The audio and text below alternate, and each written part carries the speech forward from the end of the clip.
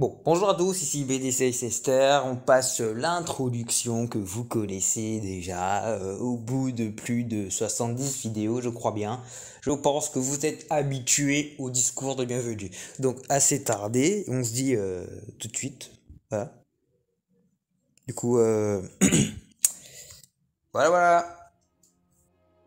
Le Coven des 13 dans le monde de Radiant est une organisation composée, comme vous l'aurez compris, de 13 sorciers qui semblent tous experts dans la sorcellerie. 3 sur 13 sont connus à ce jour: Myr, Hurla et Yaga. Aux dernières nouvelles, cette organisation avait pour objectif de combattre la Mesni, une organisation maléfique dont le but semble être de posséder le plus d'infections. Mais ça, c'est pour une autre vidéo. Le sorcier qui nous concerne aujourd'hui, Yaga, est le maître de Seth. Il lui a appris les bases de la magie. Tout ça grâce à Alma. Cette dernière a affirmé que Yaga était l'une des seules personnes pouvant conduire Seth jusqu'au Radiant, le berceau des Némésis. Véritable référence dans ce monde, les secrets de Yaga et sa réputation semblent nombreux, à tel point que ça ne m'étonnerait pas que Seth ne soit que l'un de ses disciples.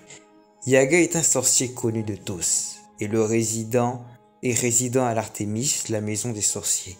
Il n'est donc pas impensable que Yaga, avant Seth, ait eu d'autres disciples, ou du moins d'autres gamins à qui il a au moins appris les bases de la magie, comme Seth. Et pourquoi pas, ces personnes pourraient même avoir rejoint le Coven des 13. Il ne doit pas y avoir que des vieux là-bas, mais aussi des sorciers dans la fleur de l'âge, capables d'aider Seth comme ils pourront dans sa quête. Vu qu'il semble clair qu'au moins une grande partie du Coven des 13 apprécie le corps nu à sa juste valeur, peu importe les crimes qu'il a commis entre guillemets, parce que apparemment il a tué plein de personnes, on ne sait pas c'est quel corps nu précisément. Oui, la dernière fois que nous voyons Yaga, il était mourant, tel un Jiraya.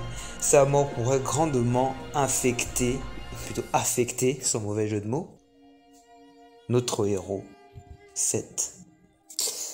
Voilà. Alors, la théorie que j'aborde aujourd'hui, c'est du fait que la mort de Yaga pourrait explorer ou du moins délivrer d'autres informations dans le monde de Radiant.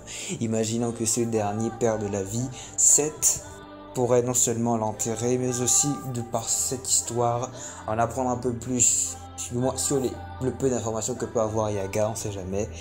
Et aussi rencontrer par la même occasion le Coven des 13 qui pourrait se déplacer pour l'enterrement ou pour assister Yaga dans ses derniers moments.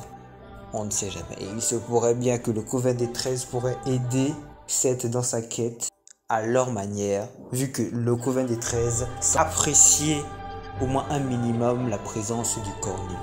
Et pourquoi pas, pour spéculer, parmi eux se trouveraient les disciples de Yaga qui pourraient épauler Seth dans son deuil, etc.